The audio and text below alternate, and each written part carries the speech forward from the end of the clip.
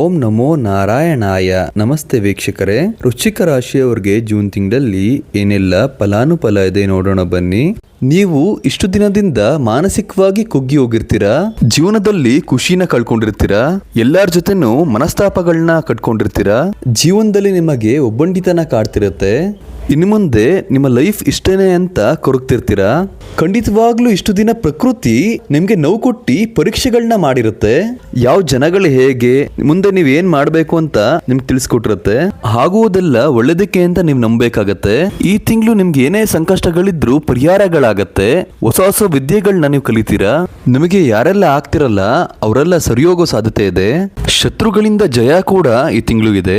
ಮದುವೆ ವಿಚಾರದಲ್ಲಿ ಆತುರದ ನಿರ್ಧಾರಗಳು ಬೇಡ. ದುಡ್ಡು ಮತ್ತು ಅಂದ ನೋಡ್ಕೊಂಡು ಹೋದ್ರೆ ಒಳ್ಳೆ ಪಾರ್ಟ್ನರ್ ಸಿಗಲ್ಲ. ನಿಮ್ಮ ದಾಂಪತ್ಯದಲ್ಲೂ ಕೂಡ ಈಗೋ ಇರಬಾರ್ದು. ಪಾರ್ಟ್ನರ್ ನಿಮ್ ಜೊತೆ ಮಾತಾಡ್ತಿಲ್ಲ ಅಂದ್ರೆ ನೀವೇ ಮಾತಾಡ್ಸಿ, ಎಲ್ಲ ಒಳ್ಳೇದಾಗತ್ತೆ. ನೀವು ವ್ಯಾಪಾರ ವ್ಯವಹಾರದಲ್ಲಿ ಹುಷಾರಾಗಿರಿ. ನಿಮ್ಮ ಪಾರ್ಟ್ನರ್ಸ್ ನಿಮ್ಗೆ ಮೋಸ ಮಾಡೋ ಸಾಧ್ಯತೆ ಇದೆ. ನೀವು ಕೊಟ್ಟಿರೋ ವ್ಯವಹಾರನ ನಿಮ್ಮ ಸ್ನೇಹಿತರು ನಿಮ್ಗೆ ಗೊತ್ತಿಲ್ಲದಲೇ ಮಾಡೋ ಸಾಧ್ಯತೆ ಇದೆ. ನೀವು ತುಂಬಾ ಹುಷಾರಾಗಿರ್ಬೇಕು. ನಿಮ್ಮ ಉದ್ಯೋಗದಲ್ಲಿ ಎಷ್ಟೇ ಕಷ್ಟ ಆದ್ರೂ ಕೂಡ ನೀವು ಬಿಡಬಾರ್ದು. ಪ್ರಯತ್ನಗಳನ್ನ ಮಾಡ್ತಾನೆ ಇರಿ. ಖಂಡಿತವಾಗ್ಲೂ ಜೂನ್ 15ರ ನಂತರ ಎಲ್ಲ ಒಳ್ಳೇದಾಗತ್ತೆ.